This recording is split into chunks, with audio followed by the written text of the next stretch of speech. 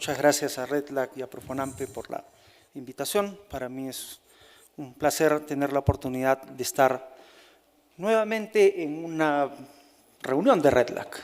Yo soy parte de los que fundaron REDLAC en la primera reunión que tuvimos en Antigua, en Guatemala, y regresar 25 años después es sumamente interesante, y hacerlo además en mi país de origen. Se me pidió una presentación sobre los retos de conservación para el 30x30, que es el objetivo 3 del Acuerdo Común Montreal. Pero creo que la mirada tiene que ser más integral. La mirada tiene que ser sobre el cumplimiento de todo el acuerdo, que es un compromiso bastante ambicioso cuando uno lo ve en términos de a qué se han comprometido los países miembros de la Convención, ¿no? Y qué es lo que están buscando poder atacar con este acuerdo. Estoy seguro que más de uno y una está familiarizado con este dibujo, ¿no? Que mostraba un poco la preocupación o el mood, digamos, ¿no? El sentimiento vinculado a la pandemia, ¿no? Esta preocupación concreta respecto al efecto de la pandemia y pero esta mirada cerrada sobre lo que está pasando hoy, ¿no? ¿Cuál es el efecto que está teniendo la pandemia? Y claro, la solución ahí, lávate las manos, hijito, para que no tengamos problemas, ¿no? Pero, y todavía seguimos viviendo esto, están los efectos más grandes y tal vez un poco menos visibles, ¿no? La recesión económica que todavía estamos experimentando en términos de efecto y el mantenimiento, la existencia del cambio climático como un reto todavía aún más grande que no desapareció, no cambió en función de esta otra realidad. Y salió un poco después, demostrando que hay una crisis aún más grande que la del cambio climático, y que es esta que está vinculada a la naturaleza, ¿no? ¿Cuál es la situación actual respecto del estatus de la naturaleza y cómo esto nos puede afectar? Y esto requiere, en primera instancia, y aquí primer reto o primer tema que hay que poner sobre la mesa, reentender la conservación. Y lo he escuchado en varios espacios aquí, es ¿para quién se hace conservación? No se hace conservación para la naturaleza. La naturaleza se las arregla. El mundo ha vivido 5 extinciones masivas, una de ellas exterminó 90% de la población o de la vida que había en la Tierra y la vida volvió a aparecer. ¿Para quién se hace conservación? Se hace conservación para la gente, se hace conservación para las personas, que son el eslabón débil en el vínculo entre naturaleza y ser humano. Somos nosotros los que tal vez no podamos sobrevivir un efecto cataclísmico del cambio climático o del colapso de la diversidad biológica. Como les digo, la naturaleza probablemente encontrará otra vía, generará alguna vía evolutiva que genere un nuevo equilibrio y una nueva forma de hacer frente a esto. ¿Estamos dejando sin espacio o hemos dejado sin espacio a la naturaleza? Claramente sí, ¿no? O sea, la acción del ser humano ha generado una presión enorme. Y estos dos gráficos son sumamente interesantes. El primer gráfico es la muestra de toda la biomasa actualmente, al año 2015 existente de mamíferos en el mundo. Y si ven ahí, entre nosotros, nuestra comida y nuestras mascotas, somos el 96% de la masa de mamíferos en el mundo. Si uno suma todas las ballenas, todos los pandas, todos los monos, todos los ratones que existen en el mundo, representan únicamente el 4% de los mamíferos que hay en el mundo. Entonces, ¿es esto un problema? Sí, sin duda, ¿no? O sea, hemos ocupado todo el espacio vital que existe en el mundo y cómo revertimos eso, cómo generamos algo un poco más balanceado. Y el otro gráfico muestra también una comparación entre biomasa y muestra que al año 2020 ya la biomasa generada en ladrillos, cemento y en materiales producidos por el hombre superó a la biomasa natural. Y eso, o sea, determina un mundo completamente distinto al que conocíamos hace 20 años atrás o hace 50 años atrás, ¿no? O sea, estamos con una escala de presión sobre los recursos naturales, sobre el espacio, que no se había visto antes en la historia. Eso ha generado algunas reacciones, algunas decisiones. Hoy estaba consultando la base de datos del World Conservation Monitoring Center. Hay 200, al mes de octubre de este año hay 287.000 y un poco más de áreas protegidas a nivel mundial, ¿no? Y eso, siendo una noticia positiva, implica una serie de retos gigantes en términos, bueno, ¿y qué es lo que implica esas áreas, lo que implican esas áreas protegidas, lo que implica esa gestión? ¿Cómo hicimos o cómo hemos evolucionado en términos del cumplimiento de las metas que tenía Aichi? A nivel terrestre llegamos y pasamos por un poquito lo que se pedía. A nivel marino quedamos bastante más abajo de lo que se necesitaba, llegamos un poquito cercano al 10%, y ahora hemos decidido tomar nuevos retos. Segundo tema o segunda idea que hay que discutir. Cuando hablamos de conservación, cuando hablamos de mitigación del cambio climático, de adaptación, estamos hablando de desarrollo, estamos hablando de bienestar, no estamos hablando de un tema ambiental. Obviamente, o sea, hay un trasfondo ambiental en eso, pero la discusión seria es esta, la potencialidad respecto de la economía. ¿Cuál es la viabilidad de una economía frente a estos escenarios que están mostrados aquí? Esto no está hecho por UNEP, por alguna ONG ambientalista, está hecho por Swiss Re, ¿no? Que es esta empresa vinculada al tema de los seguros en Suiza. O sea, hay algún fundamento fuerte detrás de estos números respecto a decir, bueno, miren el impacto potencial negativo que tendría el no atender estos temas de cambio climático.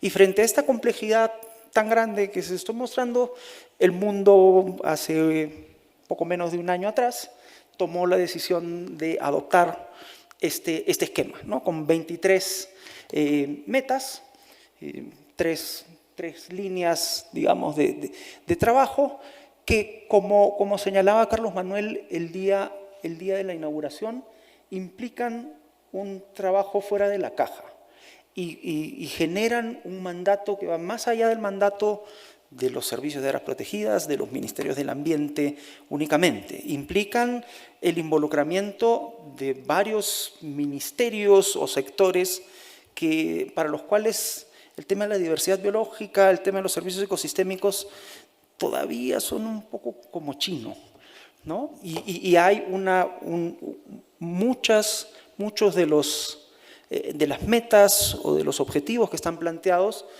se pueden, si se quiere, asignar para diferentes tipos de actores, ¿no? Obviamente los primeros objetivos son los que están vinculados al trabajo de áreas protegidas, al trabajo de las autoridades que lidian con el problema de la supervivencia de especies, con las autoridades ambientales y con aquellos que estamos metidos día a día en estos temas. Hay otro grupo de objetivos que están más vinculados con el trabajo de ministerios como el de Agricultura, o ministerios que tienen que ver con los temas de pesquería o con los temas industriales. ¿Cuán preparados están en términos de sus capacidades, en términos del entendimiento de esa conexión que tiene su actividad, su acción con la base de diversidad biológica, la base de servicios ecosistémicos, que es la que permite que estas actividades ocurran? Y ahí creo que hay un rol importante de intermediación para los fondos ambientales como los que son miembros de REDD, en términos de poder construir eventualmente esos puentes de entendimiento y reducir esa necesaria salida de la zona de confort que implica que los países cumplan con esto, ¿no? Esto va a llevar a que todos aquellos que estamos acostumbrados a una mirada, digamos, unilateral, tengamos que tener una mirada más periférica y ver, bueno, dónde están las conexiones con estos otros actores que no necesariamente entienden el tema o que no necesariamente son movidos por los temas más caros, digamos, al corazón del mundo de conservación. Y sin duda hay claramente un par de objetivos definidos que están en el corazón del mandato de los fondos ambientales, ¿no? Que son el 18 y el 19, los que están vinculados, por un lado, a cómo reducir el impacto negativo que genera la plata, digamos, la plata mal orientada, ¿no? O el dinero utilizado de manera tal que tiene un impacto negativo sobre la diversidad biológica, sobre los ecosistemas, que se calcula que debería ser entre 500.000 millones y $1 billón anuales en términos de reducción de subsidios perversos. Y ver, bueno, cómo de ahí, pues, parte de ese dinero se redirige hacia actividades o enfoques positivos. Y en segundo lugar, el tema de cómo se atraen nuevo financiamiento. O sea, cómo es que se generan los recursos para poder cumplir con las metas que incluyen el 30 por 30, pero también vean ahí el tema de la recuperación, la restauración, el detener los procesos de pérdida de especies que sin duda van a costar, y van a costar una cantidad importante de dinero, ¿no? La meta es llegar al año 2030 con $200.000 millones anuales de inversión. Y la expectativa es que alrededor del 10 o 15% de eso venga de recursos renovados de cooperación internacional.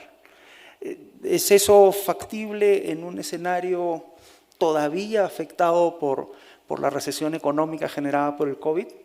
Complicado. La experiencia específica del Fondo Verde del Clima, cuando en Cancún se creó y se ofreció $100.000 millones al año 2020, 2 años después estábamos con la crisis financiera y ya claramente se sabía que eso no iba a ocurrir, ¿no? Y no ha ocurrido hasta ahora. El Fondo Verde del Clima no tiene $100.000 millones en su última recapitalización, y menos tiene o canaliza $100.000 millones anuales como se suponía que tenía que haber hecho hace 3 años atrás. Entonces, aquí la mirada, nuevo tema, digamos, tercer tema para poner sobre la mesa. Los fondos con apellido no alcanzan. O sea, cuando uno habla de los fondos climáticos o los fondos de biodiversidad, los fondos sostenibles, no alcanzan. El tamaño del reto es tan grande que lo que nosotros tenemos que hacer es poder generar una transversalización de la mirada de net carbon zero o lo que sea que quieran ponerle en todos los flujos de financiamiento, públicos y privados. ¿Qué es lo que permiten los fondos con apellido? Probar, testear nuevos modelos de intervención. Son recursos más flexibles que los que pone una empresa o los que pone el sector público.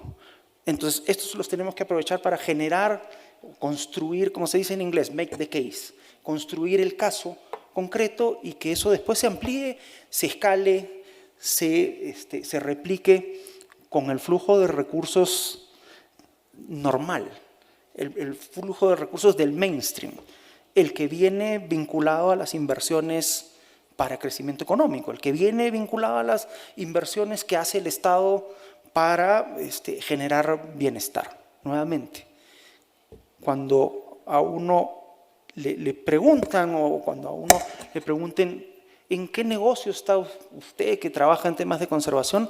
Yo creo que la sugerencia sería decir, yo estoy en el negocio de generar las condiciones para que el bienestar dure en el tiempo, para que el bienestar de las personas dure en el tiempo.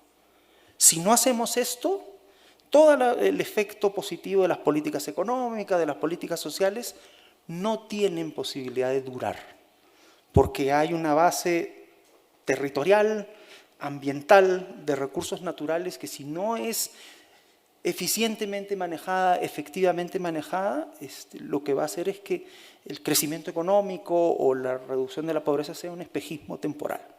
Y ese es el tema, o sea, yo estoy en un negocio de hacer que lo que usted está haciendo, señor empresario, lo que usted está haciendo, señor vinculado a las políticas sociales, dure y tenga la viabilidad en el largo plazo. Que es algo que ha pasado y muy positivo recientemente. Es un poco esta confluencia de los temas de cambio climático, de los temas de diversidad biológica y la confluencia de los temas, pero además la confluencia de las comunidades, ¿no?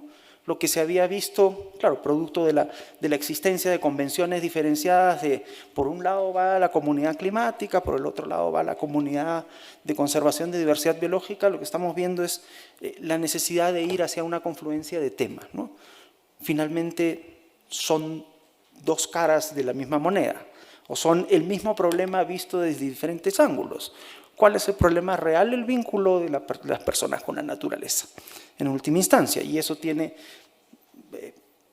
síntomas, ¿no? La pérdida de diversidad biológica, la pérdida de los servicios ecosistémicos, la pérdida o el aumento en las emisiones de gases de efecto invernadero o en el nivel de vulnerabilidad. Y eso requiere pensar fuera de la caja, salir de la lógica, como lo comentaba ayer, Jorge López Dóriga, de la lógica de la revolución industrial, ¿no? Que empezó en el siglo XVIII, y entrar a la lógica de la naturaleza como una aliada. Para la revolución industrial la naturaleza es un problema, ¿no? La naturaleza es un rival. Y la idea aquí es, bueno, ¿cómo superamos esto? Y cómo hacemos que la naturaleza entre como un elemento, como un factor fundamental en el proceso de planificación, en el proceso de toma de decisiones.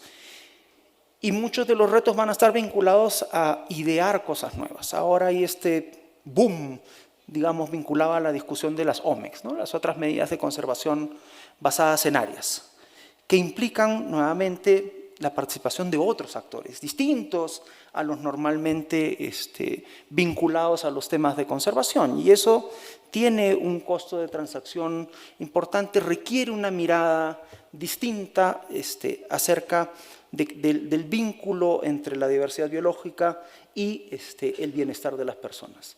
Y hay esfuerzos vinculados, por ejemplo, a ver, bueno, cómo se aterriza este tema de las soluciones basadas en la naturaleza.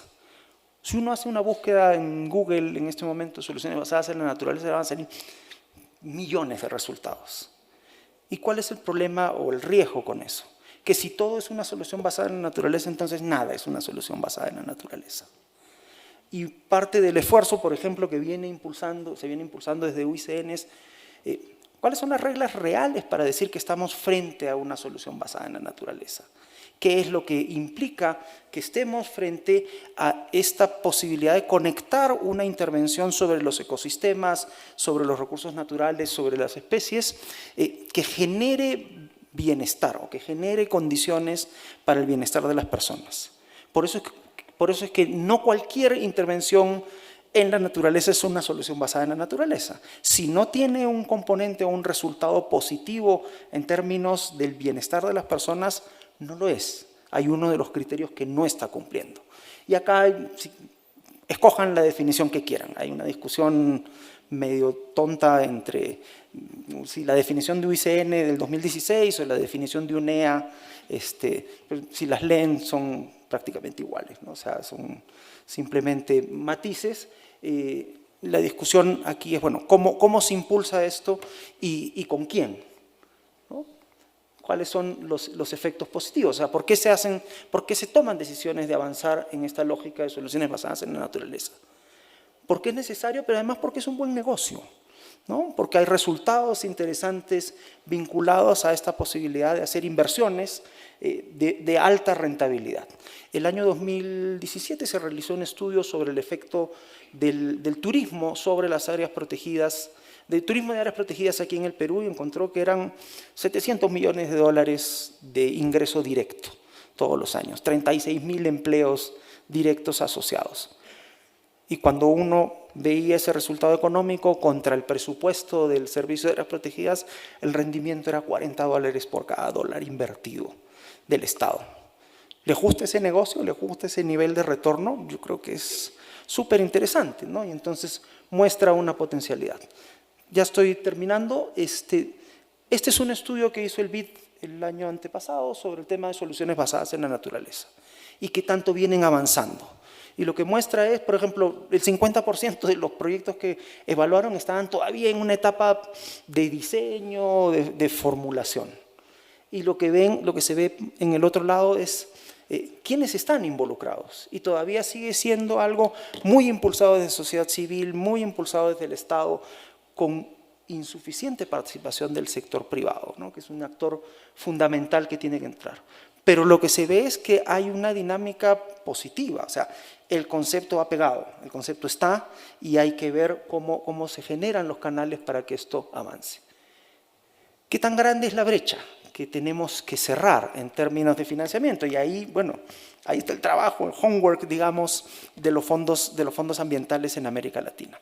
Este es el estudio que saca PNUMA cada año. Este es el del año 2022, que enfoca la necesidad de inversión en soluciones basadas en la naturaleza para cumplir las metas de las 3 convenciones de Río, ¿no? La de cambio climático, la de diversidad biológica y la de desertificación. Lo que muestra es necesitamos duplicar la cantidad de recursos orientados a estos temas. ¿El nuevo fondo de biodiversidad que va a manejar el GEF alcanza? Claramente no. Va a ser una parte de este financiamiento. ¿De dónde debe venir? Se ve ahí el nivel de participación actual del sector privado es muy, muy bajo. Y eso es algo que hay que romper. Y hay que romperlo en términos de inversión fresca, nueva, que no es ESG y no son bonos de carbono únicamente. Eso está bien, pero no alcanza. Con eso no resolvemos el problema, no generamos un cambio, digamos, en la aguja. Muchísimas gracias por la atención. Disculpen si he sido muy diletante.